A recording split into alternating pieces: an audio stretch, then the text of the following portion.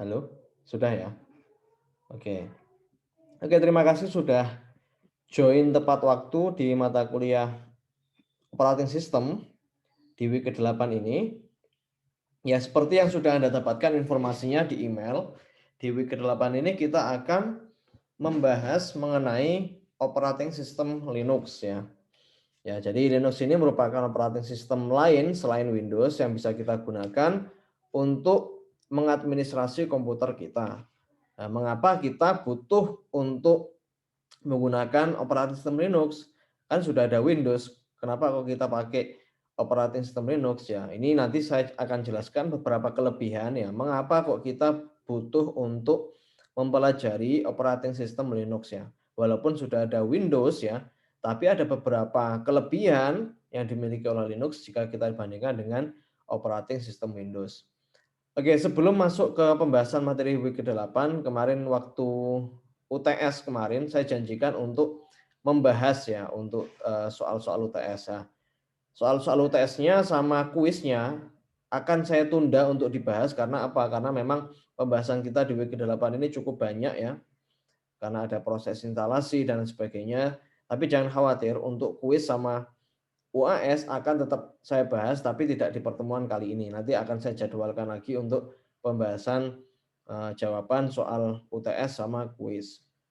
Oke, eh, jadi kurang lebih seperti itu. Nanti minggu ini kita akan belajar mengenai Linux ya, mulai dari mengapa kok kita menggunakan operating system Linux, sejarah Linux itu seperti apa, dan juga apa sih bedanya Linux dengan operating system Windows. Nanti kita akan pelajari di pertemuan week ke-8 ini.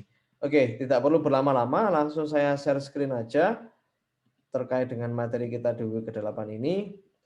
Seperti biasa, kalau suara saya kurang jelas ya, nanti bisa langsung chat aja di chat box ya. Atau kalau ada pertanyaan, silakan nanti juga langsung chat di chat box ya. Walaupun saya sedang menjelaskan, silakan kalau ada pertanyaan, kalau ada yang masih kurang jelas, silakan nanti Anda tanyakan di chat box atau ngomong langsung juga nggak apa-apa ya. Oke, jadi kita perkuliahannya modelnya diskusi ya. Jadi selain satu arah dari saya harap juga ada pertanyaan-pertanyaan dari Anda semua sehingga nanti bisa perkuliahannya dua arah ya. Oke, saya share screen dulu. Atau kemarin sudah sempat download belum? Dua file ya. Yang ada di email itu ada dua file yang harus Anda download sebelum perkuliahan. Itu kira-kira sudah berhasil download semua nggak kira-kira? Dari teman-teman ini sudah berhasil download? Oh, sudah ya. Oke. Memang cukup banyak size-nya sekitar 2 giga. Yang file yang pertama itu sekitar 2 sekian giga, yang kedua sekitar 1,7 giga. Nah, mungkin ada pertanyaan, mengapa kok kita menggunakan versi yang 16 ya? Nah, itu sudah dijelaskan di email sebenarnya Ubuntu yang versi baru. Jadi ada Ubuntu sama Linux itu beda sebenarnya. Ubuntu itu merupakan sistem operasi Linux ya. Jadi Linux itu ada banyak operating sistemnya. Nanti akan saya jelaskan. Itu kita sebut sebagai Linux distribution atau distro. Jadi sistem operasi Linux bukan cuma Ubuntu saja. Ada Linux Mint, ada OpenSUSE, ya, ada Debian, dan ada masih banyak lagi. Jadi sistem operasi Linux itu banyak distronya. Tapi memang untuk perkuliahan kita di operating system ini kita akan mencoba salah satu distro Linux yaitu Ubuntu. Kenapa kok kita pilih Ubuntu? Karena Ubuntu ini menurut kami yang paling mudah untuk pemula ya. Pemula di sistem operasi Linux dan juga UI-nya tidak terlalu rumit dan mungkin Anda adaptasinya tidak akan lama jika dibandingkan distro Linux yang lain. Nah, dan juga Ubuntu ini sebenarnya ada versi yang paling baru. Yang baru itu versi ke-21 ya. Kok 21, 20. Karena itu mengikuti tahun pembuatannya. Nah, kalau kita kemarin menggunakan Ubuntu versi 16, berarti kita menggunakan Ubuntu yang dikeluarkan pada tahun 2016, yang dirilis pada tahun 2016. Mengapa kalau kita pakai yang 16 Pak, nggak yang terbaru saja? Karena memang ada pertimbangan dari sisi performa. Kalau Ubuntu 16 ini menurut kami lebih ringan ya dibandingkan dengan versi Ubuntu yang lebih baru. Karena memang perkuliahan kita online ya, Anda menjalankan komputer Anda multitasking bukan hanya untuk virtual box, tapi juga untuk Zoom, untuk browser, dan lain sebagainya. Ya, kami khawatir jika menggunakan Ubuntu yang versi baru itu akan memperlambat kinerja komputer Anda. Walaupun memang saya tidak mewajibkan nanti Anda menginstall operating system Ubuntu itu saat perkuliahan. Nah, nanti kalau waktu perkuliahan tidak memungkinkan, silakan nanti Anda download setelah perkuliahan boleh. Tapi di sesi perkuliahan langsung ini nanti akan saya jelaskan step by step untuk penginstalan Ubuntu, baik itu yang menggunakan Image OS file yang pertama untuk yang VirtualBox maupun yang kedua. Sebenarnya sudah ada juga video ya di email itu ada videonya kalau nggak salah. Kalau nggak ada nanti nggak apa-apa, nanti saya akan jelaskan. Walaupun nanti beberapa dari Anda sudah mendownload dan menginstall ya di komputer Anda masing-masing, tapi nanti akan saya coba ulang lagi tahapan penginstalan Ubuntu, baik itu dengan cara yang pertama maupun cara yang kedua. Nanti kita ada dua cara ya. Cara yang pertama kita menggunakan VirtualBox langsung. Yang kedua juga sama menggunakan VirtualBox, cuman kita konfigurasikan secara manual. Kalau yang cara pertama itu merupakan Linux ya, Ubuntu yang sudah di-package oleh seorang developer tertentu. Jadi kita tujuannya menggunakan opsi yang pertama, kalau kita nggak pengen ribet untuk install Ubuntu, kita langsung pakai saja Ubuntu yang sudah diinstal orang lain, terus kita langsung tinggal copy ke VirtualBox. Tapi cara yang kedua itu kita install Ubuntu tapi dengan preferensi kita masing-masing. Jadi kita nanti bisa konfigurasikan misalnya nama komputernya apa, terus nama username-nya apa, kita bisa konfigurasikan sesuai dengan keinginan kita. Nah, mengapa kita butuh dua cara itu ya? Sebenarnya untuk pengetahuan saja, sebenarnya kita bisa menggunakan Ubuntu dari miliknya orang lain. Misalnya Anda menginstal Ubuntu ya, misalnya salah satu dari Anda menginstal Ubuntu. Terus teman-teman kalian ya, teman Anda juga ingin menginstal Ubuntu. Sama persis dengan Ubuntu yang sudah kalian install di komputer kalian. Nah, itu tinggal di-copy aja bisa sebenarnya. Nggak perlu install dari awal. Ya itu caranya. Nah, ini nanti akan saya jelaskan step by step-nya gimana. Tapi sebelum kita masuk ke sesi instalasi, saya akan terangkan dulu mengenai teori-teori yang ada di Ubuntu, yang ada di Linux, yang itu mungkin akan penting juga untuk kalian ketahui ya, terkait dengan sistem operasi Linux ini. Nah, ada beberapa istilah yang nanti kita akan coba lihat ya. Sebentar. Istilah-istilah yang mungkin penting Anda untuk ketahui terkait dengan sistem operasi Linux ya. Oke, kita mulai saja. Outline-nya kita mulai dari pengertian dari open source. Open source ini memang identik dengan sistem operasi Linux ya. Tapi apa itu open source nanti kita akan bahas. Kita juga akan belajar mengenai pengertian Unix ya. Kalau kita belajar Linux juga itu tidak terlepas dengan Unix. Ada juga nanti pengertian Linux itu sendiri, distro Linux sama yang terakhir nanti instalasi dari Linux. Oke, kita mulai dari yang open source dulu. Apa itu open source ya? Ini berdasarkan sumber dari www.opensource.com. The term open source refers to something people can modify and share because its design is publicly accessible. Artinya adalah kalau kita bicara open source ya dari sisi aplikasi atau software. Jadi software itu bisa kita modifikasi sesuai dengan keinginan kita. Dan itu bebas, free ya. Free, jadi kita tidak perlu membayar untuk bisa memodifikasi software atau aplikasi yang open source. Kalau kita analogikan misal ya, kita analogikan dengan memasak ya. Mungkin Anda tahu, Anda pernah memasak yang namanya Indomie ya. Nah, Indomie itu miliknya siapa sebenarnya? Miliknya Indofood misalnya. Ya saya sebut merek gak apa-apa ya. Nah, Indomie itu merupakan lisensinya mungkin miliknya Indofood, tapi ya Indomie itu juga open source. Kenapa? Nah, misalnya Anda memasak Indomie, Anda juga bisa menambahkan ya, memodifikasi Indomie itu sendiri. Misalnya kalau Anda suka pedas ya, Anda tambahkan saus lebih banyak ya. Terus Anda tambahkan cabai lebih banyak. Kalau Anda suka yang sehat-sehat misalnya ya, kan kita tahu Indomie nggak sehat, terus Anda tambahkan sayuran di dalamnya. Boleh nggak? Boleh. Kita nggak perlu bilang ke Indofood bahwa saya ingin memodifikasi masakan Indominya, ya kan? Itu analoginya seperti itu. Tapi ada tapinya. Anda nggak bisa nyebut bahwa Indomie itu milik Anda sebenarnya kan. Tapi miliknya Indofood, cuman dia open source. Anda bisa memodifikasi. Nah, nanti akan saya jelaskan lebih detail apa itu lisensi dari open source. Tapi yang penting Anda tahu bahwa open source itu analoginya adalah open source kalau dalam aplikasi atau software, kita bisa memodifikasi software tersebut, ya kita bisa buka code-nya dan kita modifikasi sesuai dengan keinginan kita. Namanya sendiri open source. Jadi code-nya, source-nya bisa kita buka. Oke ya. Kebalikannya open source apa? Ya closed source. Ya, kebalikannya itu. Nah, ini ada pertanyaan nih, Jason. Tapi resep mie dan bumbunya tidak ketahui apa masih open source. Ya, pertanyaan bagus juga ini. Ya oke lah, open source ini bumbunya Indomie kita nggak tahu isinya apa kan ya. Tapi setidaknya enggak 100% open source mungkin ya. Enggak 100% open source kalau Indomie itu bisa kita modifikasi bumbunya. Oke lah, mungkin kita bisa ganti topiknya nasi goreng. Ya. Nasi goreng resepnya apa sih? Semua orang pasti tahu. Nasi digoreng, nasi ditaruh di wajan. Gitu aja kan sebenarnya. Itu namanya nasi goreng. Tapi Anda juga bisa mengubah versi nasi goreng Anda sendiri. Misalnya Jason memasak nasi goreng versi Jason sendiri. Dia tambahkan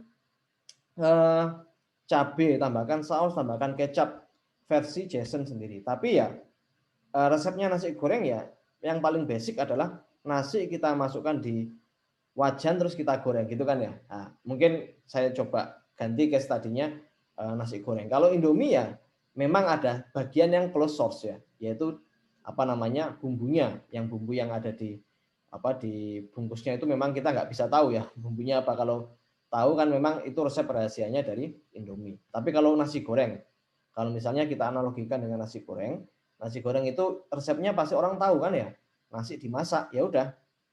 Kalau Jason misalnya pengen nasi goreng sendiri, kalau Jason sama pengen bikin nasi goreng sendiri ya silahkan pakai resepnya dia sendiri. Oke, seperti itu ya. Nanti kita akan lebih detail lagi. Lisensi open source akan saya jelaskan lebih detail setelah ini. Nah, terus ini ada pertanyaan lagi dari Alvan ya. Berarti open source itu semua orang dapat berkontribusi. Betul sekali. Ini merupakan kelebihan dari open source. Semua orang bisa berkontribusi. Apa kelebihannya kalau semua orang bisa berkontribusi untuk mengembangkan sebuah software atau aplikasi? Kelebihannya adalah development dari software tersebut akan lebih cepat. Nah, seperti itu. Jadi orang yang membuka source code-nya, jadi semua orang bisa berkontribusi di sana, sehingga dia tidak perlu ibaratnya meng-hire orang untuk mendevelop aplikasi yang open source, karena semua orang juga bisa open source, bisa membuka code-nya. Jadi tahapan untuk mendevelopment sebuah aplikasi tersebut akan lebih cepat. Dan juga semua orang bisa berkontribusi.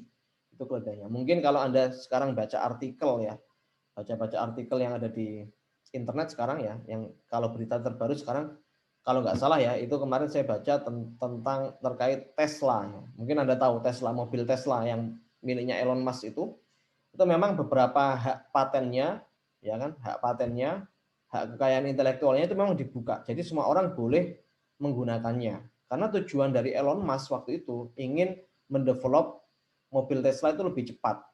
Nah, kalau kita lihat perbandingannya, Tesla itu baru dibuat sekitar 10 tahun yang lalu kalau nggak salah ya, sebelum tahun 2010.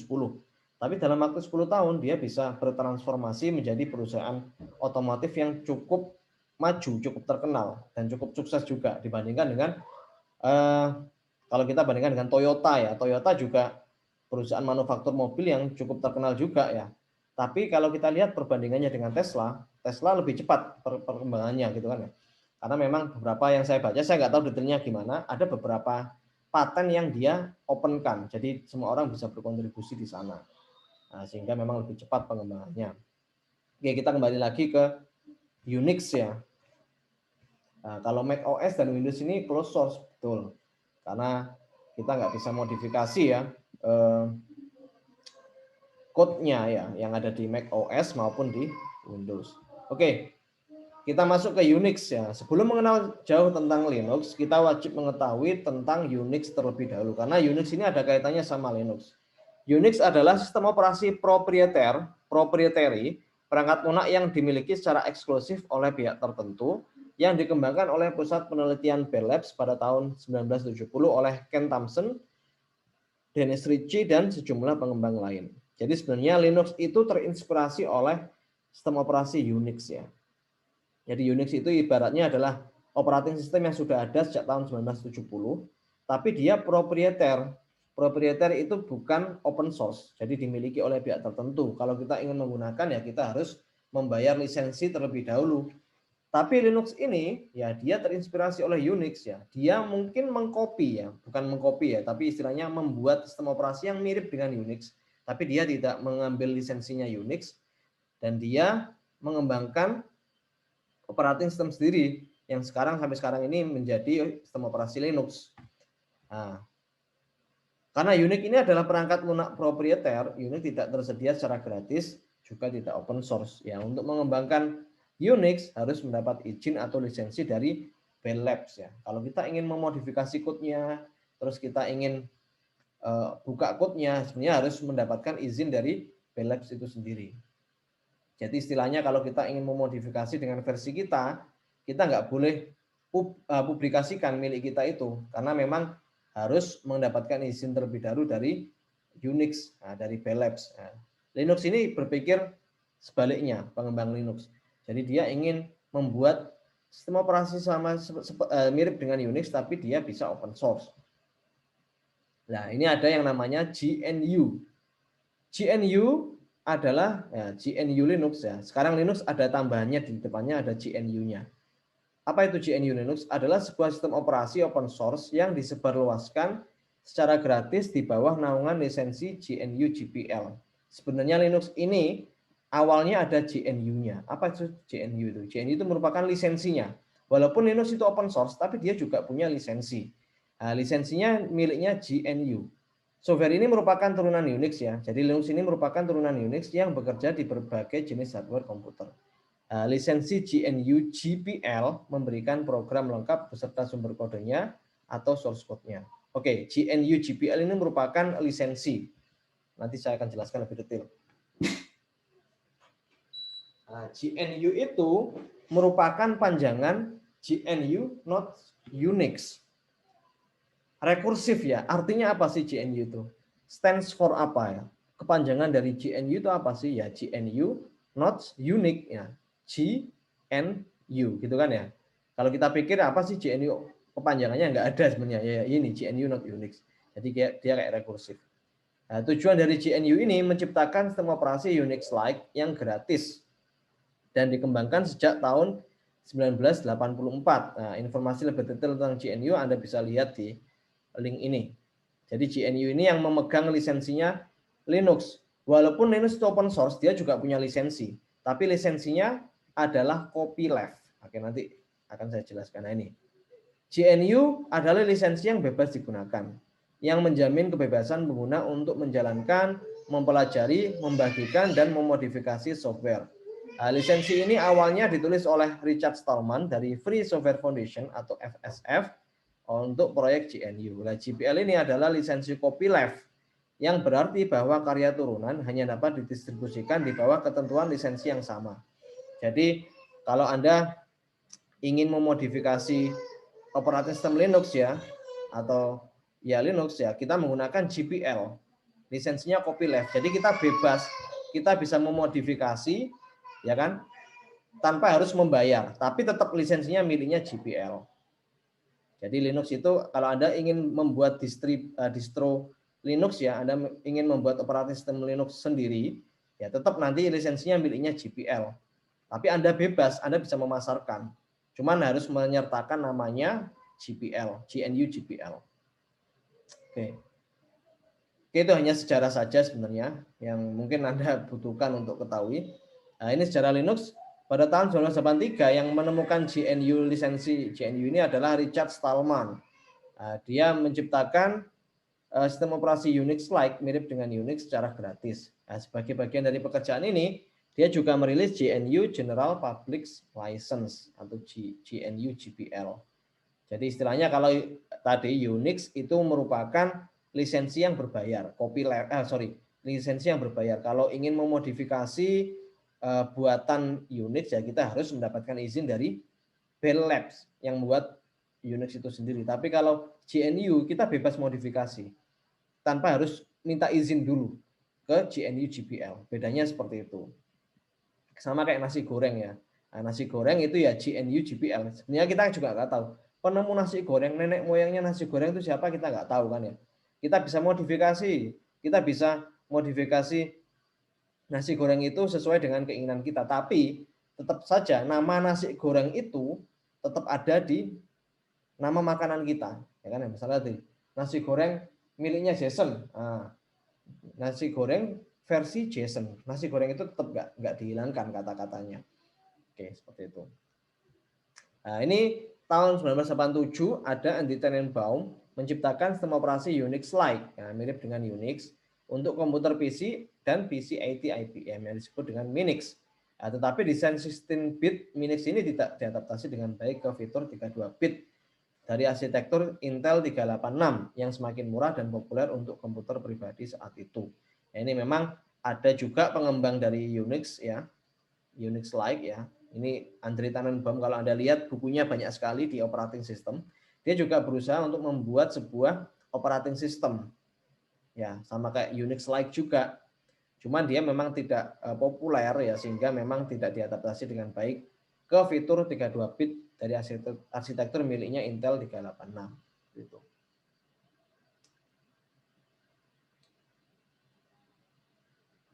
Oke. Setelah itu ada sejarah Linux ya. Sejarahnya ya ini yang Linux yang kita pakai sampai sekarang itu sebenarnya idenya dari Linus Torvalds ya. Nah, Linus Torvalds ini memulai proyek yang kemudian menjadi kernelnya Linux ya. Pengembangan dilakukan pada Minix menggunakan GNU C compiler. Dia menggunakan PC dengan prosesor 80386. Nah, ini yang operating system Linux yang kita pakai sekarang itu sebenarnya kernelnya itu miliknya Linus Torvalds. Ya, kernel itu kayak aplikasi yang kita gunakan. Kernel itu merupakan bagian terkecil dari operating system yang dia mengalokasikan resource yang ada di hardware komputer kita itu pekerjaan dari kernel. Dan beberapa pengembangan ya mulai dari miliknya siapa tadi GNU GPL ya, ada André Tannenbaum. Dia juga berusaha membuat operating system yang free tapi memang kurang populer ya. Pada akhirnya nih Linus Torvalds yang berhasil menciptakan sistem operasi Linux ya. Jadi Linux ini lisensinya GNU GPL. Nah, tapi memang Linux ini memang dibuat oleh Linus Torvalds. Ya mungkin namanya Linux itu dari ini, Linus gitu ya. Linus Torvalds jadi Linux gitu. Oke. Nah, ini kalau kita lihat sejarahnya. Nah, sejarahnya seperti ini. Ada FreeBSD, NetBSD, ini merupakan histori dari operating system Unix ya. Kalau kita lihat sebenarnya ya ini, Linux itu merupakan turunan dari Unix. Walaupun memang dia tidak 100% turunan, tapi dia terinspirasi. Makanya ini garisnya putus-putus ya. Jadi dia hanya terinspirasi saja oleh Unix. Kalau kita lihat dari operating system yang lain, ya mungkin yang juga menggunakan Unix adalah ini, Mac OS. Nah, Mac OS buatannya Apple ini, dia juga menggunakan lisensinya miliknya Unix ya. Tapi kalau Windows ternyata kita nggak lihat di sini ada ya. Kalau Windows sepertinya bukan operating system yang Unix, bukan turunan dari Unix ya. Oke, ini ada pertanyaan dari Jason. Jika saya membuat suatu program yang saya buat open source code-nya, namun di program tersebut saya menggunakan library yang closed source, misalnya fungsi random yang disembunyikan cara kerjanya oleh pihak lain. Apakah program saya masih terhitung open source? Ya, itu bukan open source lagi, karena ada di dalamnya ada closed source-nya, gitu kan ya. Nah, selama library itu masih bisa dibuka codingannya dan juga diizinkan oleh pengembangnya. Misalnya Jason tadi mengambil fungsi random buatannya CX. Ya, CX juga dia bilang di misalnya dia juga punya semacam web ya. Oh, ini saya bilang bahwa plugin ini itu open. Jadi semua orang bisa menggunakan, bisa memodifikasi. Nah, kalau seperti itu baru open source. Kalau disembunyikan cara kerjanya, entah itu dalam bentuk software as a service misalnya ya, programnya API-nya ditaruh di cloud, terus dia hanya menerima inputnya apa, outputnya apa. Nah, kita kan nggak bisa tahu di dalam cloud itu, di dalam software as a service-nya, logika yang digunakan itu apa. Itu tetap closed source, jadi nggak bisa 100% open source. Jadi kalau kita bilang ya bukan open source, kalau seperti itu. Oke. Oke. Itu pertanyaan dari Jason ya. Kalau ada pertanyaan silahkan ya. Silahkan chat aja. Chatnya jangan private ya, Jason sama Alvan ya. Biar publik aja, biar semua teman-teman juga tahu gitu. Oke. Oke, terus saya lanjut lagi. Nah, Linux sejatinya adalah sebuah kernel, bukan sebuah sistem operasi. Ya, tapi kalau sekarang bilang Linux itu apa ya? Operating system sih. Itu hanya istilah saja. Ada juga yang namanya Linux distribution, seperti yang tadi sempat saya singgung di awal, atau kita sebut sebagai distro, menggunakan kernel Linux bersama dengan sistem operasi GNU. Jadi kernel adalah program yang mengalokasikan dan mengontrol sumber daya perangkat keras dalam satu sistem. Nah, jadi kernel itu core-nya operating system, ya kan? Ini operating systemnya, core-nya operating system ditambah dengan lisensi GNU. Jadi GNU plus operating system Linux jadinya adalah sistem operasi yang open source. Nah, oke. Ini untuk penamaan kernel Linux ya. Nah, kernel Linux ini saat ini dikelola oleh Linus Torvalds dan beberapa ratus pengembang lainnya. Rilis diberi nomor dengan cara yang sangat teratur. Kalau Anda lihat di sini ada penamaan Linux itu ada major, minor, sama patch level. Nah, nomor minor yang ganjil menandakan kernel development dalam tahap pengembangan. Nah, misalnya ada Linux dengan versi 2.4.20. Jadi dia ini kan 4 ya. Jadi dia sudah stable. Kalau ganjil 5 berarti dia masih belum stable tapi masih tahap development. Nah, ini 2567 nantinya akan menjadi 2.6. Kalau sudah 2.6 berarti dia sudah stable version. Ya, kenapa Pak kok ganjil itu masih development, kalau genap itu stable? Ya itu masalah penamaan saja sih. Tapi kalau kita logikakan ya, kalau orang membuat sebuah versi operating system atau sebuah versi software pasti diawali dengan angka 1. Angka 1 angka ganjil ya. Jadi kalau angka ganjil percobaan pertama ya logikanya adalah versi yang masih development. Nah, mengapa kita menggunakan Linux ya? Nah, karena sebagai server platform, sangat sedikit sistem operasi yang dapat menyaingi GNU Linux di bagian performance, price, sama stability. Kalau performance sama stability mungkin itu masih subjektif.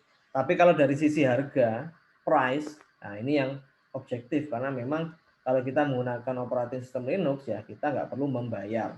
Kita tinggal pakai saja. Untuk developers ya, nah, Linux ini memiliki banyak tools yang tersedia untuk developer dan semuanya gratis ya. Toolsnya juga banyak karena memang open source seperti yang sempat saya singgung tadi, semua orang bisa berkontribusi sehingga pengembangannya akan sangat cepat. Tidak tersentral ke sebuah company tertentu. Kalau Microsoft ya udah pengembangannya ya dari Microsoft itu sendiri.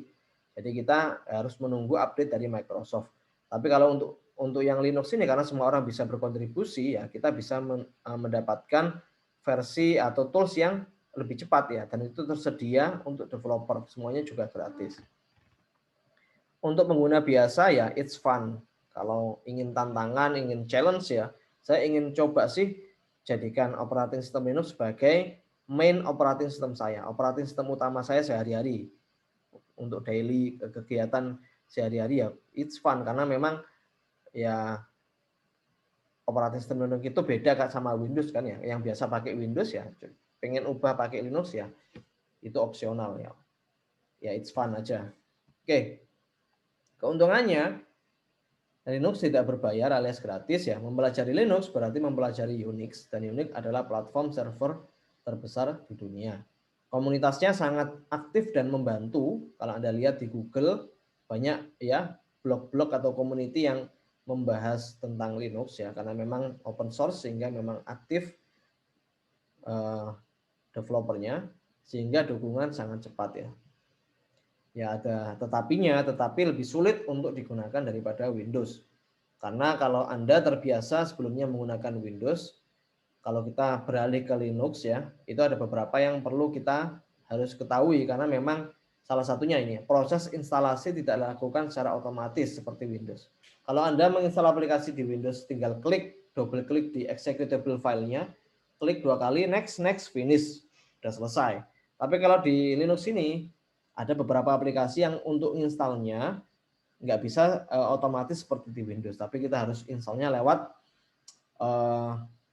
command prompt ya. Kalau di Linux itu kita menggunakan terminal, kalau di Windows kita menggunakan command prompt kan ya. Kalau di Linux ini terpakai terminal, ya terminal sama kayak command prompt. Ada beberapa aplikasi yang harus kita install melalui terminal. Anda harus mengkonfigurasi perangkat keras secara manual, ya ini juga opsional sebenarnya, karena beberapa driver hardware itu masih belum support di Linux. Sehingga ya kita harus konfigurasinya secara manual. Nah, ada banyak perangkat keras yang belum bisa dijalankan di Linux. Nah, distro Linux ini, ya ini kita masuk ke distro ya.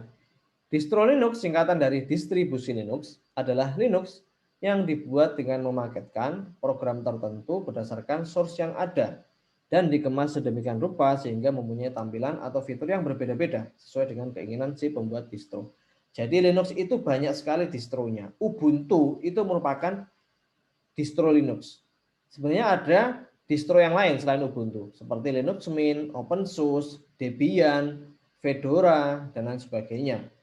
Nah, karena kita memang menggunakan Ubuntu untuk distro kita. Sebenarnya kalau Anda tertarik menggunakan distro yang lain ya silahkan. Tapi untuk perkuliahan ini kita menggunakan Ubuntu. Sama kalau misalnya ada analogi, kita coba analogikan lagi. Misalnya di rumah Anda punya smart TV, ya kan? Anda juga punya smartphone. Terus mungkin di mobil Anda punya head unit yang smart pakai Android. Nah, smart TV Anda pakai Android. Terus smartphone Anda juga pakai Android. Head unit di mobil Anda juga pakai Android. Sama-sama Android semua kan ya. Operating sistemnya sama-sama Android. Tapi Androidnya beda-beda. Yang di TV itu memang dioptimasi untuk kebutuhan hiburan. Kalau di mobil dioptimasi untuk kebutuhan navigasi. Kalau di handphone ya untuk kebutuhan komunikasi. Sama semuanya sama Android, cuman memang tujuannya beda. Dikonfigurasi sesuai dengan kebutuhan. Nah, ini Ubuntu, Linux Mint, OpenSUSE itu sama, semuanya operating system Linux. Cuman memang dikonfigurasi sesuai dengan kebutuhan. Nah, kita lihat perbedaannya di sini. Kalau ingin yang ini kan ada kelebihannya tiap distro Linux ya.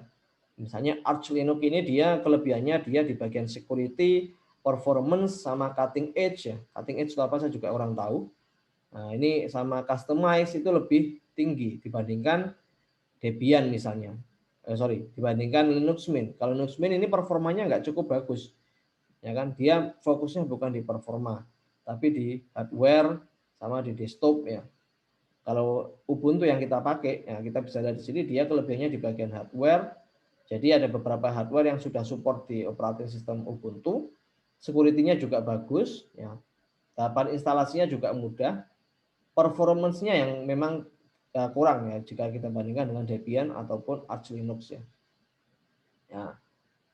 Karena memang UI-nya Ubuntu ini memang cukup intuitif ya sehingga mungkin itu mempengaruhi performanya. Nah, tiap distro memiliki keunggulan atau spesialisasi sendiri. Pengguna bisa memilih distro sesuai dengan kebutuhannya. Kalau di Windows, apakah ada distronya, Pak? Ada ya Windows punya.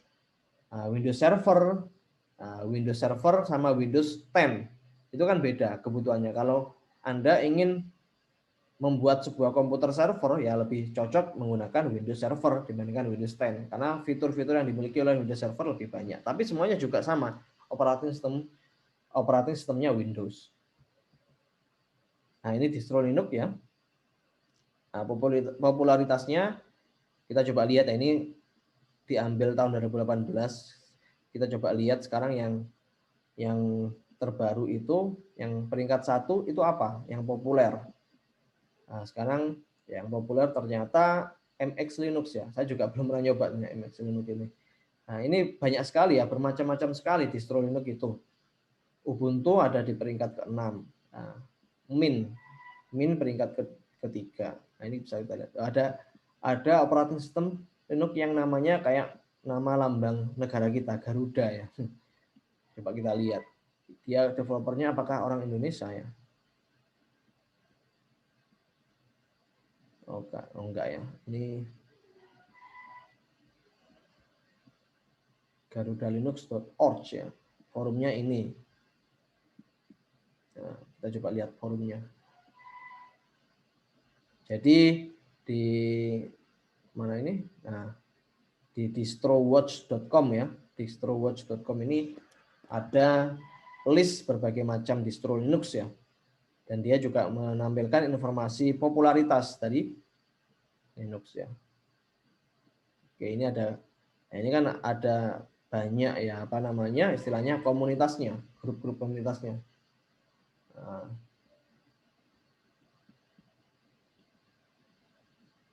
ini ada Kali Linux bagus juga Pak. Ya bagus, semua distro itu bagus asalkan sesuai dengan kebutuhannya gitu loh.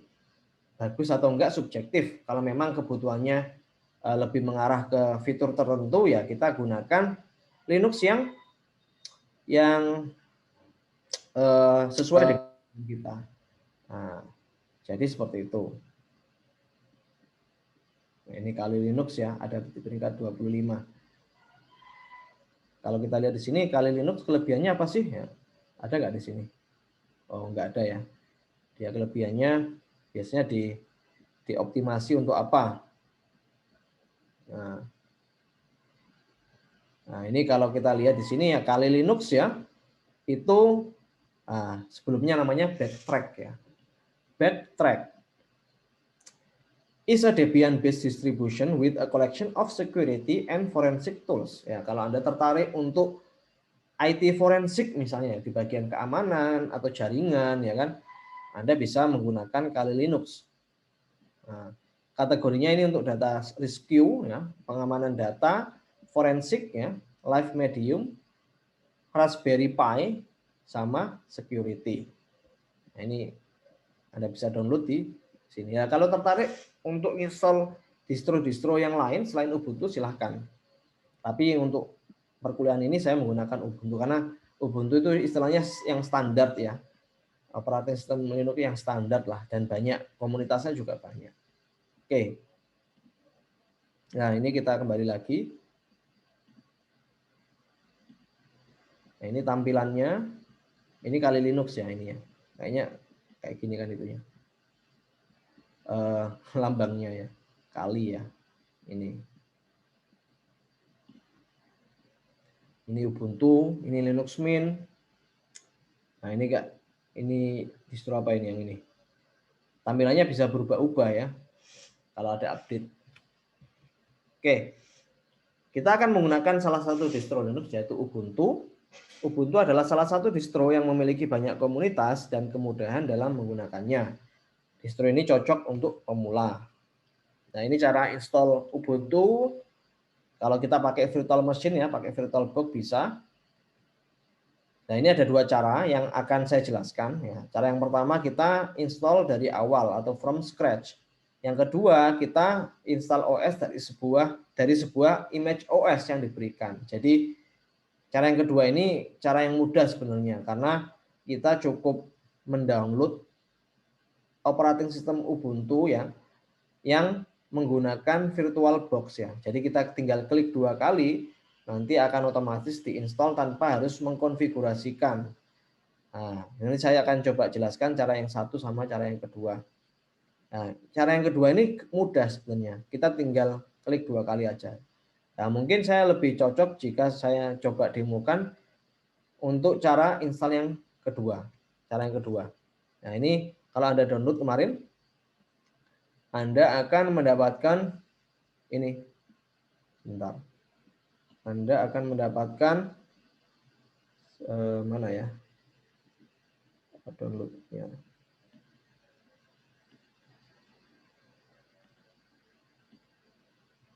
Bentar, saya stop share dulu. Kemarin saya taruh di mana downloadnya.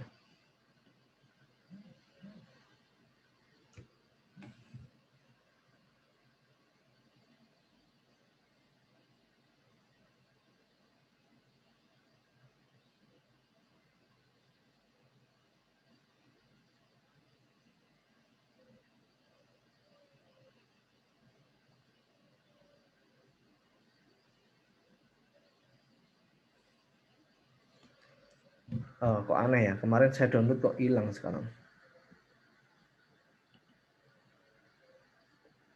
Oh ini, saya share kembali. Nah ini kalau Anda kemarin mengikuti yang informasi yang ada di email, ini kita punya 2 file instalasi. Kalau yang pertama itu filenya dalam bentuk .iso. Ini bisa kita install langsung di komputer kita, baik itu langsung install di komputer maupun pakai VirtualBox. Tapi yang cara kedua ini hanya menggunakan VirtualBox saja. Nah, cara yang kedua lebih mudah karena kita tinggal klik 2 kali akan muncul virtual mesin, pakai VirtualBox-nya langsung muncul. Nah, ini kemarin saya sudah coba, ini saya hapus dulu. Saya hapus dulu karena sebelumnya saya mengajar di kelas yang lain, saya hapus semua aja. Saya remove aja biar nggak numpuk karena memang 1 kali install butuh size yang cukup banyak ya. Nah, kita mulai dari cara yang kedua. Cara yang kedua kita menggunakan VirtualBox. Walaupun cara yang pertama juga bisa menggunakan VirtualBox. Tapi kalau Anda tertarik untuk install di komputer Anda, tidak menggunakan VirtualBox, tapi langsung diinstal pakai dual boot ya, misalnya Windows sama Ubuntu, itu bisa menggunakan cara yang kedua. Nah, caranya gimana? Banyak sekali tutorialnya ya. Mungkin Anda sudah pernah mencoba tutorial bagaimana menginstal dual boot ya antara Windows sama Ubuntu. Atau kalau Anda tertarik, Anda lebih tertarik Ubuntu, silakan diinstal menggunakan dual boot ya. Atau bahkan kalau Anda tertarik ya Windows-nya dihapus diganti Ubuntu ya. Tapi saya nggak menyarankan itu kalau Anda masih pemula ya untuk menggunakan Ubuntu atau Linux ya. Silakan menggunakan dual boot atau VirtualBox ya. Ini cara yang pertama. Saya jelaskan cara yang kedua dulu. Nah, cara yang kedua ini tinggal klik 2 kali aja di sini. Nah, Anda bisa lihat di sini ini ada konfigurasi yang sudah dikonfigurasikan oleh si pembuat installernya, apa istilahnya ya. Dia bukan buat Ubuntu sih, tapi dia mengkonfigurasi instalasi Ubuntu. Kayak mempackage ya, packaging Ubuntu. Sama kalau Anda beli apa ya istilahnya, kalau Anda beli parcel, ini mau lebaran jadi contohnya analoginya yang gampang aja. Beli parcel. Parcel itu merupakan hadiah lebaran, itu merupakan sistem operasi. Jadi Anda beli parcel yang sudah dalam bentuk packaging. Satu package sudah ada sirupnya, sudah ada sudah ada biskuitnya ya. Ini yang puasa malah bicara makanan, tidak apa-apa ya, itu hanya contoh saja, analogi. Anda punya satu parcel yang sudah siap untuk diberikan ke orang lain. Itu cara yang kedua. Cara yang pertama ya, kita beli parcel, kita tetap buat parcel tapi parcelnya kita desain sendiri. Kita beli sirup sendiri, kita beli biskuit sendiri, baru kita packaging dengan sesuai dengan keinginan kita. Itu cara yang kedua. Kita mulai itu cara yang pertama. Jadi ini cara yang pertama, ini yang ibaratnya yang sesuai dengan keinginan kita ya. Package-nya. Yang kedua ini package dibuat oleh pihak tertentu. Nah, kita mulai dari cara yang kedua karena ini lebih mudah. Tinggal klik 2 kali saja karena istilahnya kita sudah beli parcel sebenarnya. Tinggal dibuka aja, tinggal dikasihkan orang lain aja. Nah, ini kita klik 2 kali. Udah ya, tadi udah saya klik sebentar. Nah, ini kita bisa lihat ini namanya ya, virtual sistemnya namanya Ubuntu bla bla bla, vendornya ini Canonical ya. Nah, ini RAM-nya dikonfigurasikan 2048. Kalau Anda nggak suka 2048 terlalu besar, ya bisa dikurangi menjadi 1 GB. Tapi kalau saran saya, kalau Anda punya RAM 8 GB, ini kebetulan komputer saya menggunakan RAM 8 GB, dan saya kira 2 GB itu cukup lah untuk virtual box ya. DVD-nya, USB controllernya nggak usah saya cek di sini ya. Karena pengalaman saya kemarin, kalau ini saya cek ya, itu nanti ada error. Karena kebetulan komputer saya ini sudah tidak menggunakan USB controller. Nah, ini sound card-nya biar aja. Network adapternya, oke, saya leave it default aja. Saya klik import. Oke, agree. Ini butuh waktu beberapa menit untuk importnya sesuai dengan spek komputer kalian ya. Kalau speknya bagus cepat biasanya. Ini kalau spek komputer saya standar aja 4 menit ya. 4 menit nanti selesai. Nah, ini tinggal ditunggu saja sampai dengan 8 menit ya ternyata. Oke. Ini ditunggu aja sampai dengan prosesnya selesai. Ini bisa Anda ikuti caranya. Oke, mungkin ini sambil nunggu ya, saya stop share dulu. Saya juga pengen tahu apa yang sudah Anda coba ya. Saya coba lihat, saya acak saja, saya pengen tahu ya. Salah satu dari kalian ya untuk bisa share screen ya. Ini kira-kira sudah download file mana saja dan sudah dicoba install yang cara yang mana. Oke ya. Oke, mungkin saya pengen tahu punyanya Alvan Suri ya ini. Kebetulan yang chat terakhir ini. Alvan, silakan Alvan. Kamu sudah download apa? Terus sudah install apa? Cara yang satu atau cara yang kedua? Atau bahkan kamu sudah mencoba untuk install di komputer pakai dual boot? Bisa di share screen.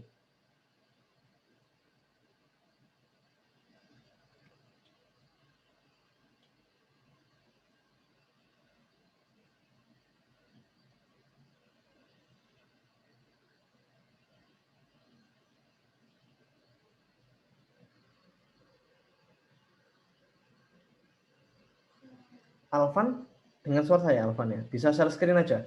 Tunjukkan aja yang sudah kamu lakukan. Walaupun cuma download juga nggak apa-apa sih. Saya pengen tahu aja.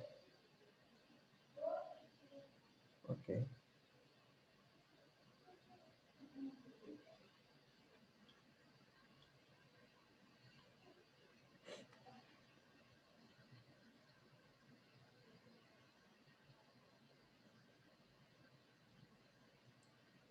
Oke. Oh, ini kamu menggunakan cara yang kedua ya, Alvan ya? Yang cara yang mudah. Oke. Ya, untuk pertemuan kita hari ini cuma install aja sebenarnya. Karena saya ingin memastikan semua peserta di mata kuliah operating system ini sudah berhasil install Ubuntu, ya kan? Walaupun belum selesai install sekarang ya, karena saya juga memaklumi karena beberapa komputer mungkin ya dari kelas saya sebelumnya juga terlalu berat jika menginstal Ubuntu plus dengan live Zoom. Nah, nanti saya bebaskan kalau memang terlalu berat sambil membuka Zoom, nanti boleh menginstalnya setelah kuliah, gitu ya.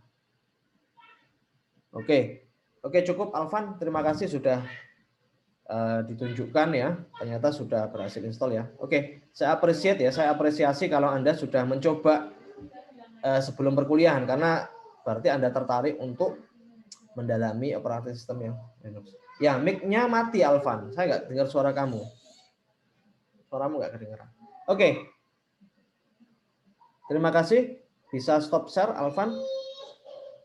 Oke ya, saya coba break dulu ya, 5 menit ya. Saya break 5 menit dulu sambil Anda mencoba kalau misalnya memang memungkinkan Anda bisa Anda bisa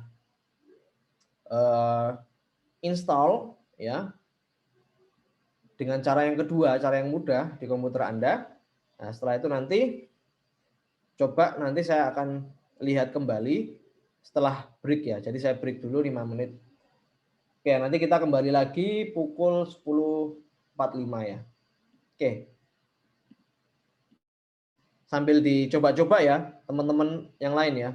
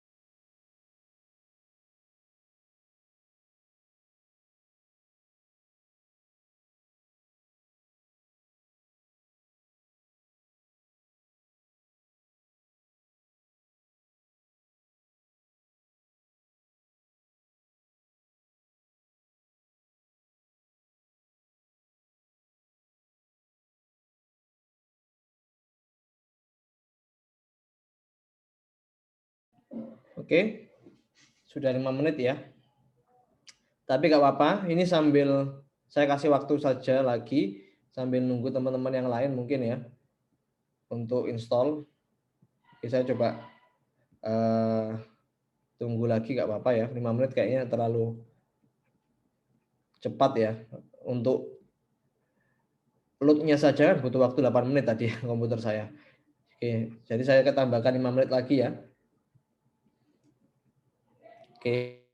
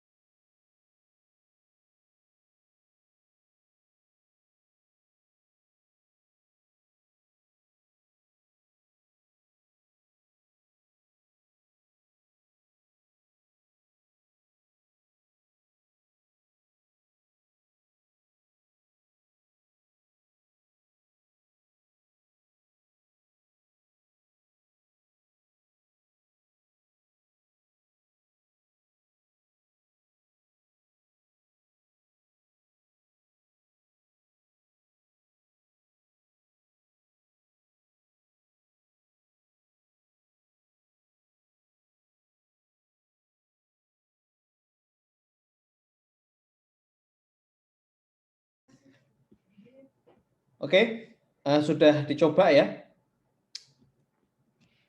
ada masalah mungkin saya nggak akan cek satu-satu, tapi kalau ada problem ya waktu instalasi bisa ditanyakan. Problemnya mungkin waktu diinstal ya, itu muncul kayak gini. Saya coba share screen-nya. Ini problem yang umum yang terjadi. Ini kayak gini. Oh, ini sudah saya berhasil instalasinya. Kalau ada problem ya, tulisannya itu USB 2.0 bla bla bla, itu solusinya gini caranya. Coba ini saya coba matikan dulu.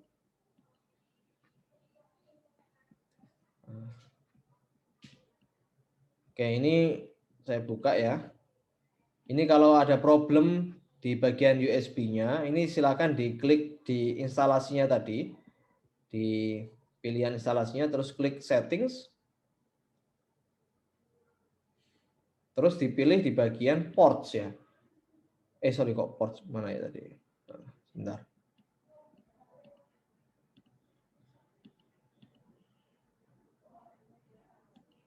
Nah, port terus pilih USB, enable USB controllernya ini di uncheck ya.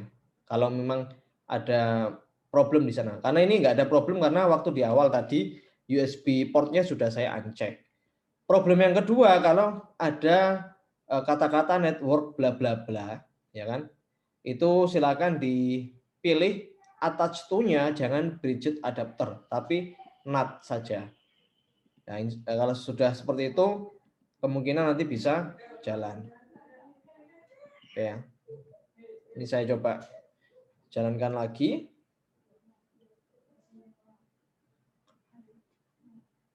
Oke, itu cara yang pertama. Cara yang kedua sangat simpel. Karena kita tinggal klik 2 kali terus muncul.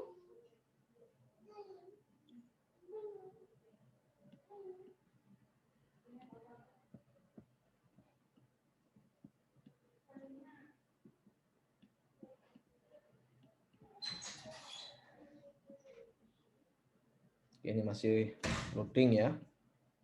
Nah, ini kenapa kok kecil ya? Ini bisa resolusinya bisa kita ganti ya.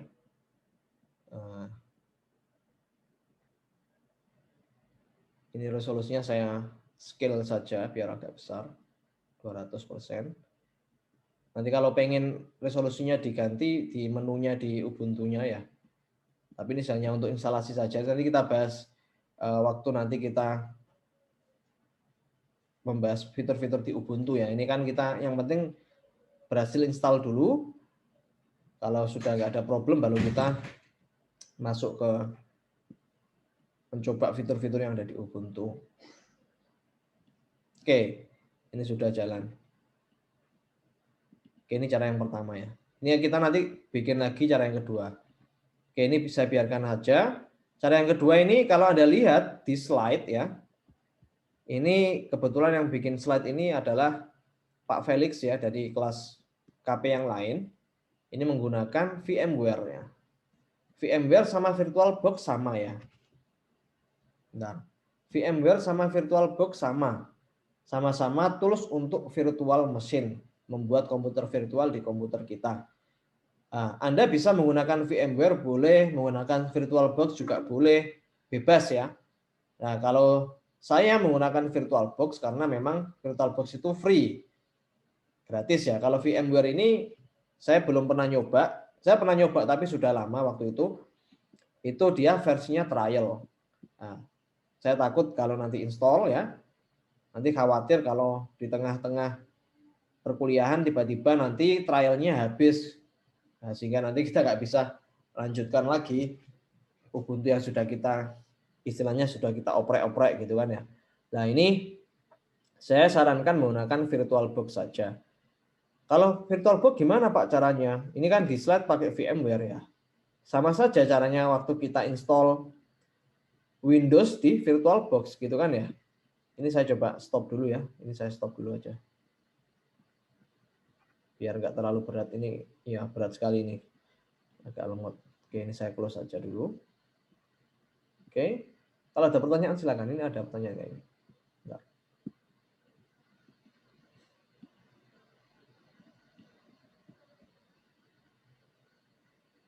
Pak, waktu ganti ke NAT at work nggak bisa di oke.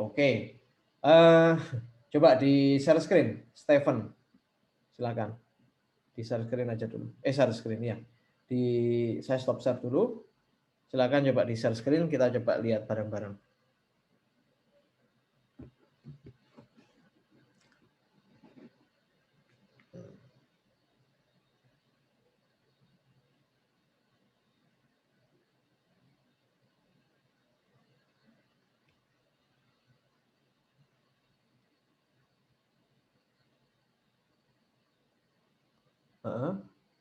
Diklik OK nggak bisa ya? Kalau di enable-nya di uncheck bisa nggak? Nggak bisa juga. Coba di cancel. Coba dijalankan langsung aja. Bisa nggak?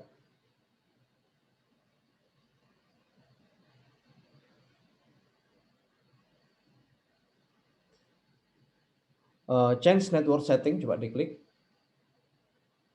Nah, itu diganti NAT coba. Nggak bisa ya. Kalau pilihan yang lain apa itu? Selain NAT coba. Not attached coba. Not attached. Kalau NAT network bisa nggak? NAT network. Nggak bisa juga. Coba dipilih yang lain lagi. Kalau not attached, nggak bisa juga ya. Coba advance-nya diklik.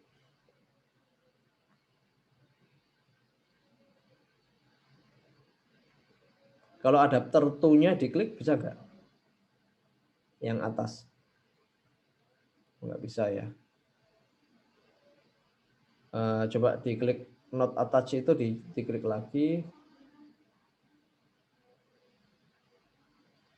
Internal network coba. Nggak bisa tetap ya. Kalau kabel connected-nya di uncheck coba. Tapi ya nggak bisa ya. Coba di cancel dulu. Dijalankan lagi. Itu details-nya coba nanti kita baca details-nya.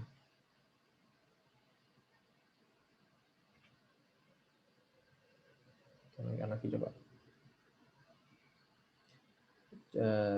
You can either change the machine network settings or stop the machine. Change network setting lagi ya, coba cek lagi.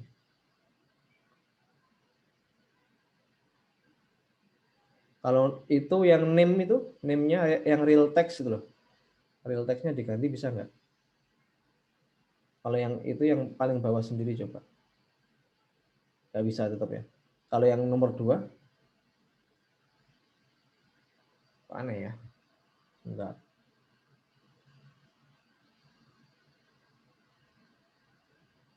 General coba, general. Oke, kembali ke network lagi. Invalid setting detected itu ada warningnya nggak yang bawah itu? Nah itu apa itu?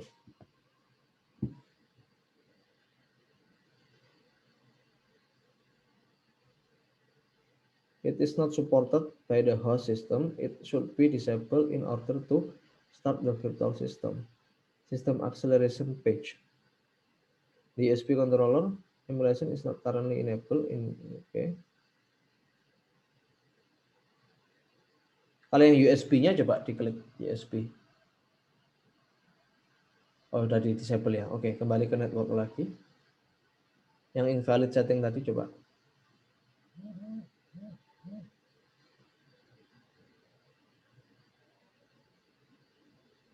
Coba kamu googling dulu ya, Stefan ya. Coba di situ di googling di bagian sistem itu kan ada bla bla bla itu. Kamu coba klik di Google aja. Cara itunya gimana?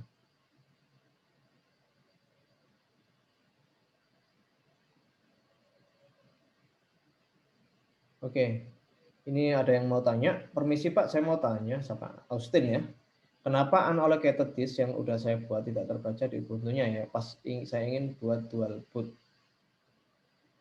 Gini, unallocated itu untuk, oh ya saya coba jelaskan sedikit terkait dengan tipe ekstensi ya, tipe ekstensi untuk di Linux ya. Unallocated itu harus kamu alokasikan untuk Ubuntu, karena Ubuntu Linux ya butuh ekstensi ext4 ya. ext4. Nah, ini saya juga kurang tahu, Austin. Coba nanti kamu bisa screenshot nggak? Memang kan kita nggak bisa live Zoom sambil mati kan itu ya, dual boot ya kan harus mati dulu komputernya. Coba di screenshot dulu, nanti kita coba diskusikan. Yang nggak kebacanya yang mana? Itu unallocated, kamu bisa ngomong speak langsung nggak, Austin? Yang unallocatednya kamu alokasikan, kamu mengalokasikan unallocated itu di mana? Di Windows ya? Kamu bikin partisinya. Oh iya, sebentar, sebentar. Sorry. Ah, oke, sudah bisa. Dari tadi ternyata moodnya saya matikan. Oke. Ya, silakan. Kamu bikin unallocatednya gimana, Austin? Dari hard disk saya terus saya sering volume. Oh, sering ya di Windows ya. Iya Setelah di itu Windows. nanti yang di itu nggak kebaca ya di mana Iya di Ubuntu-nya kan dia kan harusnya ada free space. Nah free space-nya tuh nggak kebaca yang saya kasih 100 giga. Dia kepanjangnya cuma 1 MB, 0 MB sama 3 MB itu aja Pak yang kebacanya. coba kamu bisa share screen untuk menunjukkan unallocatednya itu. Bentar Pak.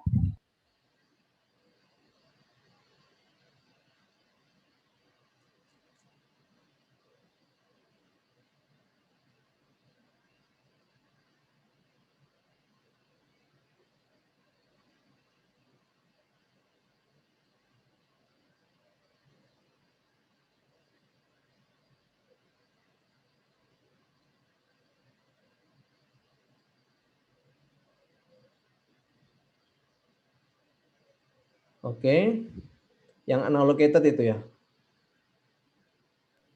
Iya Pak yang ini Pak 43 ini Pak. Oke.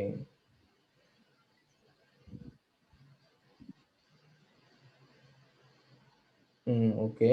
Itu harusnya kalau dibikin partisi baru harusnya nanti kebaca sih kalau di. Coba kamu klik kanan lagi. Properties. Yang kebaca yang mana? Yang di Ubuntu. Waktu kamu install Ubuntu, Austin, yang kebaca yang mana? Yang kebaca nggak ada salah satu dari sini Pak. Dia free space-nya 1 MB, 0 MB, 3 MB. Saya pun nggak tahu itu dari mana Pak.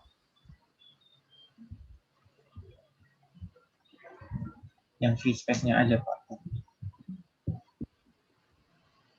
Oke.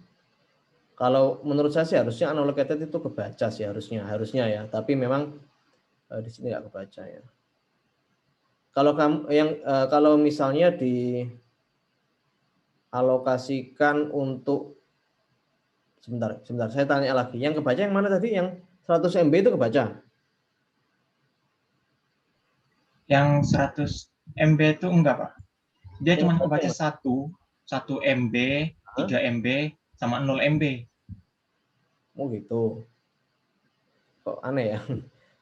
Coba kamu sekarang nggak apa-apa. Misalnya leave Zoom dulu nggak apa-apa. Kamu screenshot aja. Kamu join Zoom-nya pakai smartphone ya. Terus nanti kamu screenshot waktu mau dual booting, mau install dual boot di mana di komputer kamu ya. Coba ya. Oke Pak. Oke.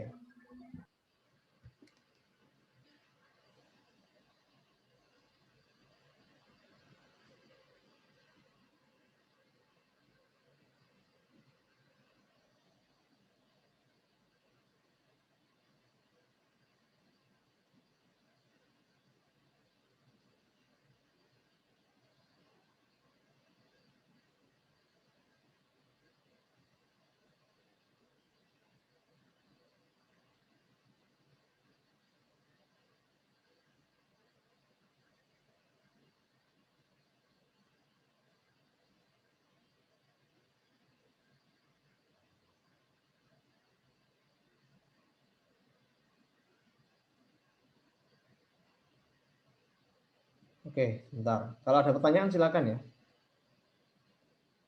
Saya balas chat dulu sebentar.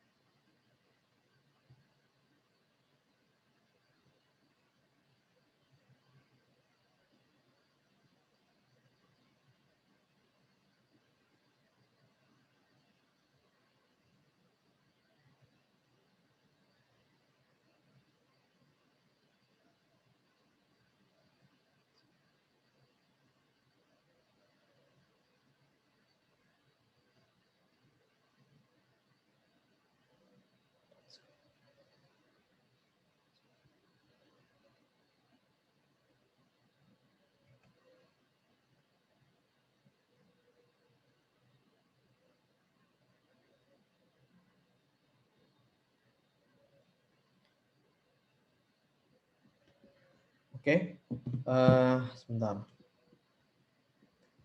Saya coba share screen lagi ya sambil nunggu tadi Austin ya kalau nanti sudah di screenshot. Ini kalau saya mau buat pakai cara yang pertama yaitu install from scratch tapi bukan pakai dual boot, bukan kayak Austin. Tapi pakai ini, pakai VirtualBox juga. Nah, ini kita klik new, kayak kita namai misalnya Ubuntu file, continue, saya kasih 2 GB aja, continue lagi. Ini kita default aja, sama seperti waktu kita install Windows ya, pakai VirtualBox. Nah, create, oke. Oke, setelah itu ini kita klik start ya, Ubuntu Naval kita klik start.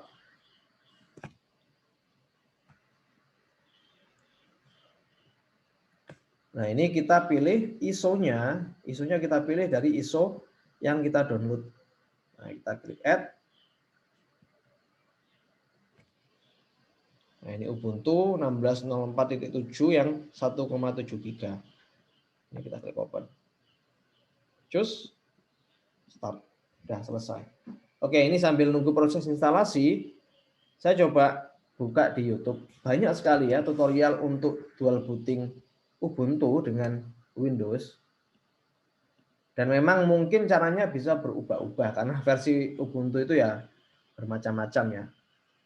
Ubuntu dual boot with Windows ya.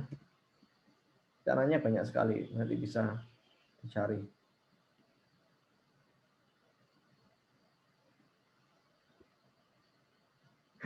Hey, what's up guys? My name is KSK Ryle. Welcome back Ini to the Ubuntu video. yang In this 20.4 video, I ya will show ternyata you ya, yang digunakan. Oke, kita lihat aja caranya. Nah, ini caranya yang tadi mungkin sama dengan miliknya Austin. case you can shrink the free space from the last partition. So right click on the partition and choose shrink volume. For Ubuntu 20.04, you need at least 25 GB or higher.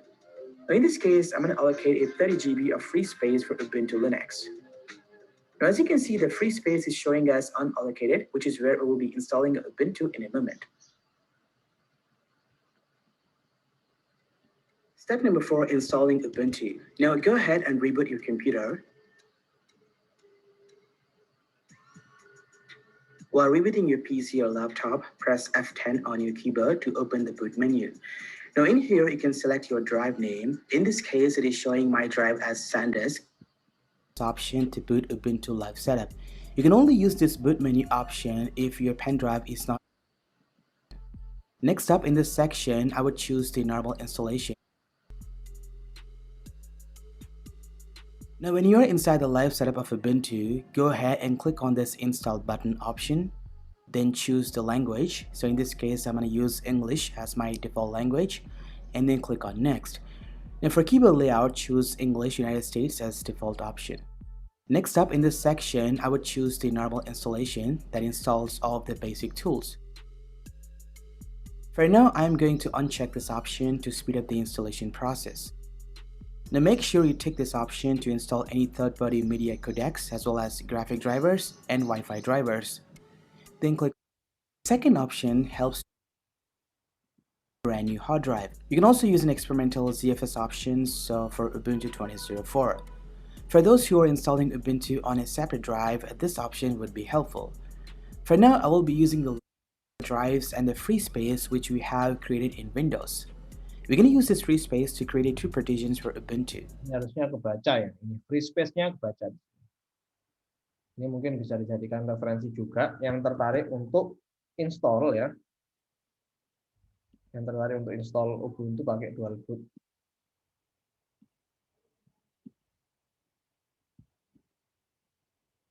Oke, sudah dikirim di Telegram. Oke, saya lihat dulu. Mana Telegram saya?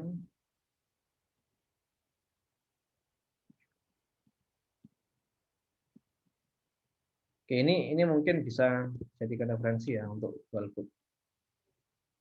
Saya kirimkan juga di situ.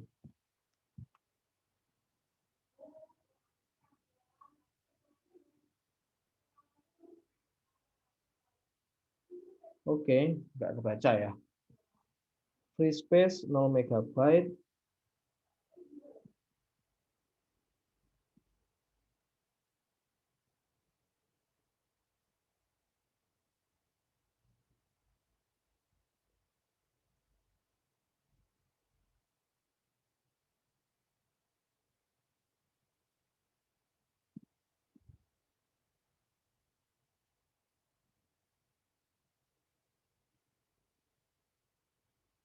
Oke. Saya coba lihat tadi di sini harusnya dia kebaca. Ini kan tadi punyanya si pembuat video ini dia alokasikan 30 GB. Kalau punya Austin tadi alokasi sekitar 40 MB ya. 40 MB, 40 GB ya, 45 GB.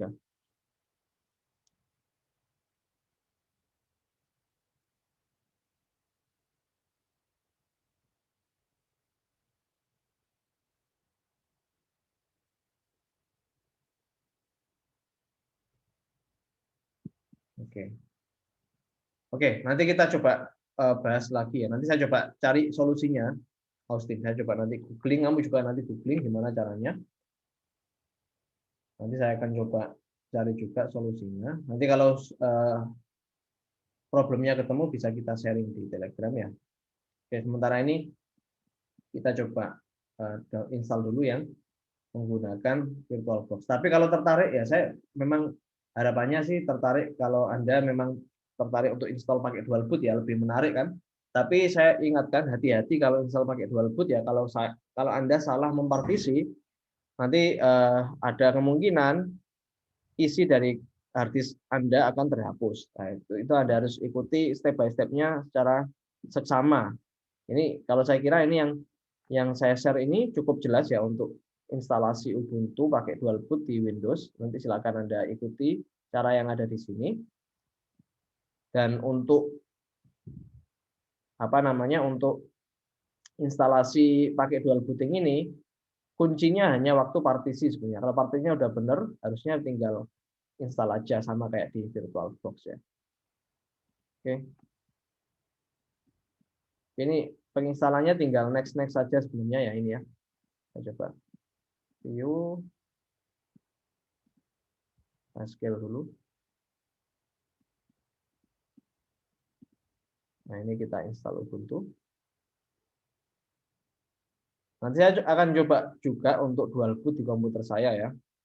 Nanti mungkin saya juga bisa tahu problemnya di mana. Ini saya nggak usah download ya. Kita continue aja.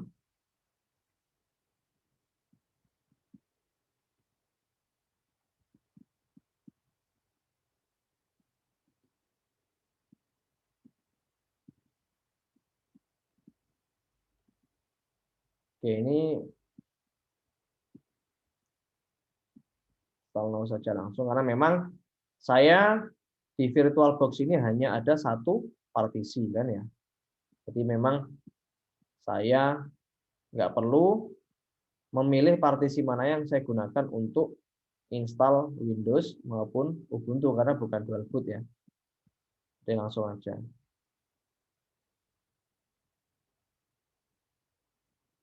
Ini juga butuh waktu proses juga ya. Kita tunggu saja. Oke, kalau ada pertanyaan-pertanyaan lain silakan ya. Ini sambil nanti cari solusi dari permasalahannya Austin ya.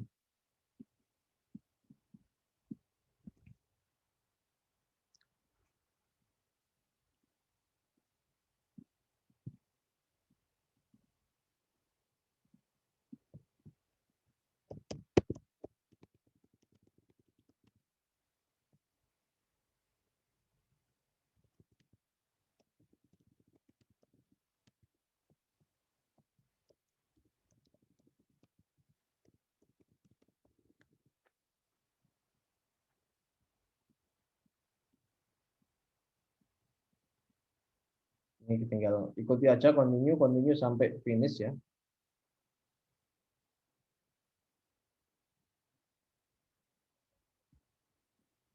Nah, name-nya saya kasih nama saya sendiri saja. Naufal Ubuntu. Ini passwordnya saya isi Ubuntu. Oke, continue.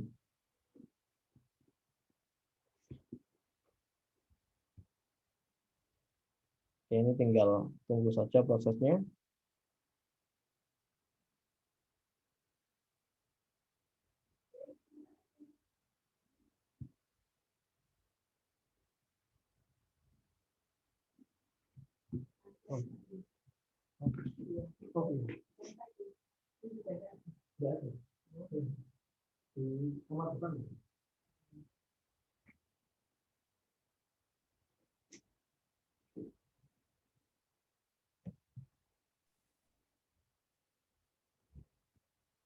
Ya, ini tinggal tunggu aja sampai prosesnya selesai.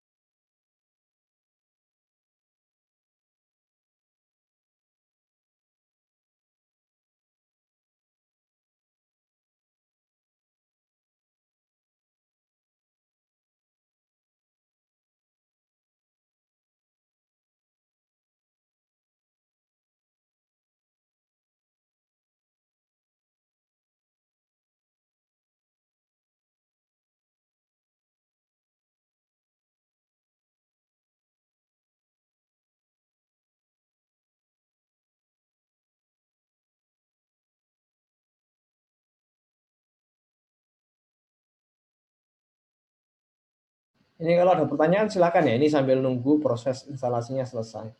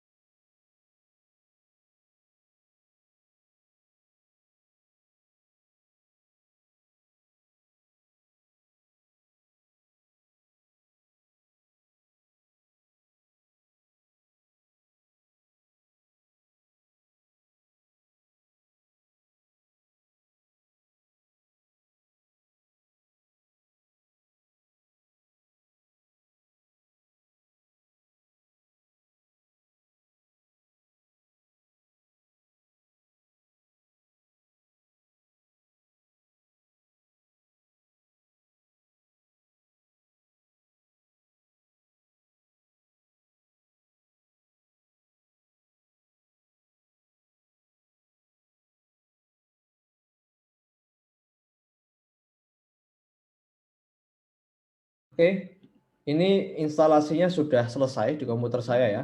Ini tinggal diklik restart saja. Start now. Oke, nanti harusnya sudah berhasil untuk jalan Ubuntu-nya. Oke, ini silahkan Anda coba sendiri ya, masing-masing di rumah. Setelah perkuliahan ini selesai juga nggak apa-apa, nanti akan saya share video recordingnya. Nanti silahkan ikuti tahapan-tahapan yang sudah saya jelaskan. Kalau ada masalah, nanti kita akan diskusikan di grup Telegram. Ya, saya berharap nanti kita ada diskusi yang menarik ya di Telegram. Kalau nanti punya pengalaman waktu install menggunakan dual boot ya, itu bisa di-share di grup Telegram. Oke, jadi kurang lebih seperti itu ya untuk perkuliahan kita hari ini. Nanti minggu depan kita akan mencoba berbagai macam fitur yang ada di operating system Ubuntu. Ya, mulai dari nanti gimana caranya install aplikasi di Ubuntu, terus kita akan coba mencoba-coba UI-nya Ubuntu itu seperti apa. Nah, itu nanti kita akan coba minggu depan ya. Oke. Oke, mungkin cukup sampai di sini ya untuk perkuliahan kita hari ini. Saya akhiri untuk perkuliahan kita. Nah, nanti kita ketemu lagi minggu depan. Mungkin ada pertanyaan? Oke, ini apakah dengan sifat Linux yang bekerja secara open source, keamanannya tetap terjaga atau mungkin terjadi peretasan? Nah, ini pertanyaan yang subjektif ya. Apakah bisa diretas atau enggak ya?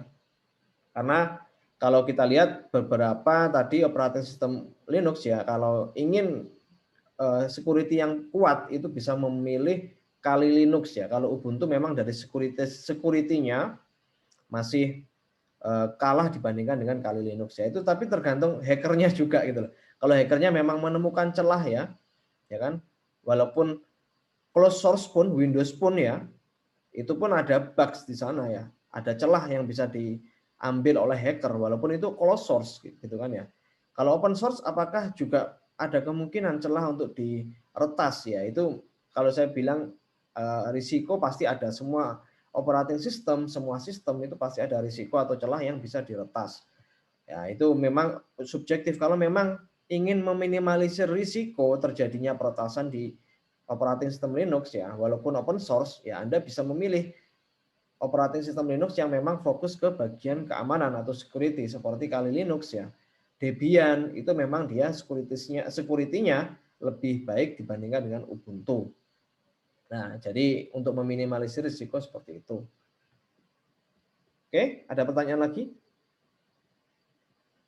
Pak, di PPT-nya ada tugas yang dokumentasi, itu buat dua-duanya atau salah satu aja, Pak? Buat satu saja.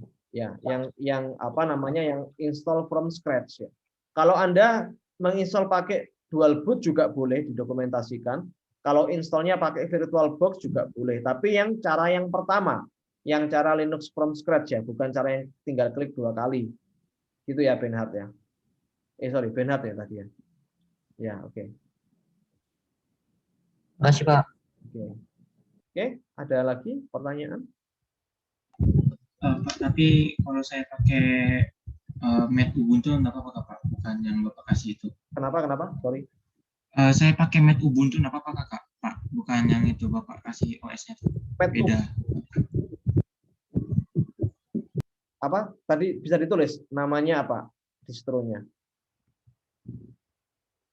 Mate ya, Mate Ubuntu. Kalau saran saya pakai yang Ubuntu saja, biar nanti kalau ada problem bisa kita diskusikan bareng-bareng. Tapi kalau kamu install Mate Ubuntu juga nggak apa-apa, tapi kamu juga install yang Ubuntu juga, biar nanti kita bisa sinkron gitu loh.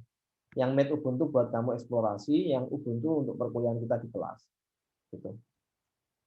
Nah, dalam bentuk PDF ya, dokumentasinya sudah jelas dituliskan di situ, di mana di slide ya. Oke, ada pertanyaan lagi mungkin?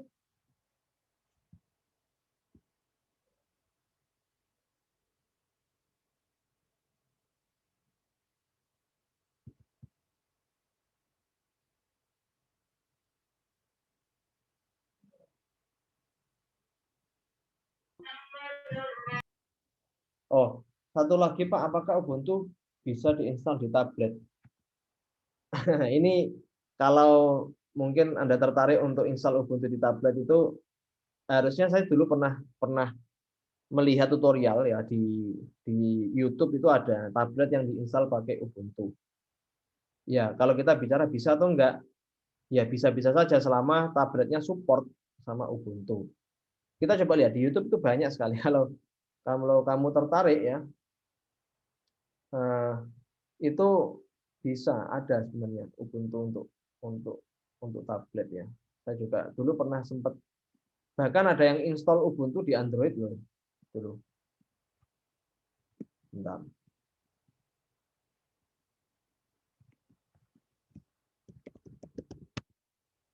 Kan tergantung tabletnya tablet apa. Ya kan, kalau tak bentar kok ini sih. Ini kan ini YouTube saya sendiri sebentar.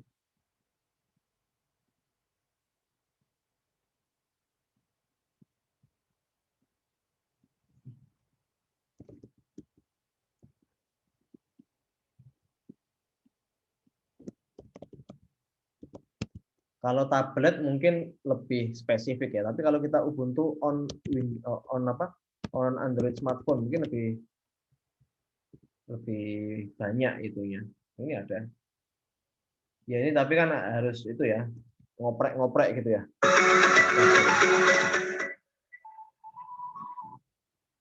Saya coba share screen dulu. Ya intinya bisa, kalau bilang bisa. Saya tutorialnya banyak sekali di internet ya, di YouTube itu ya. Tapi memang saya jujur belum pernah nyoba. Tapi kalau bilang bisa gitu. Loh, kamu dulu apa, tablet kamu pakai apa, William? Tabletnya mereknya apa?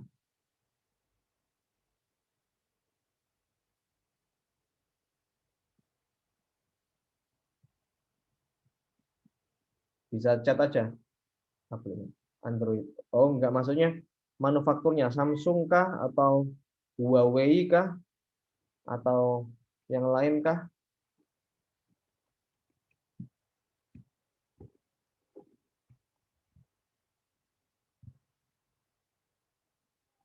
Oh, Everpost. Oh, ya. Kalau bisa sih bagus, malah enak ya. Kita bisa punya device Ubuntu tapi di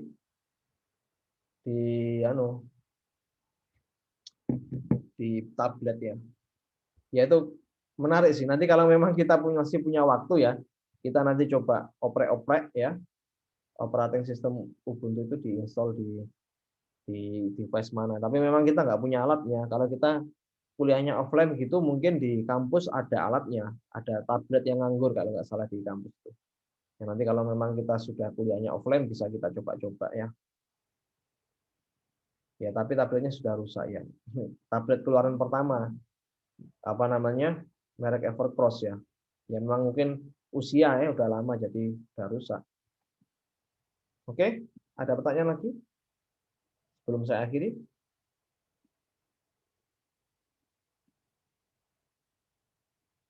Nah, ini ada absen atau enggak, sudah saya absen ya di awal. Ini memang untuk sistem absensi online. Sistem absensi online memang masih dalam tahap development ya. Kalau Anda tahu nanti akan ada sistem absensi online lewat MyUbaya. Tapi itu memang masih dalam tahap development, belum kita pakai secara real. Nah, absennya masih manual, saya screenshot seperti biasa di awal tadi. Jadi nggak perlu ada absen lagi. Oke, ada pertanyaan lagi? Deadline tugasnya 1 minggu ya, seperti biasa. Nanti linknya akan saya taruh di ULS, itu bisa dilihat. 1 minggu ya dari sekarang. Ada lagi?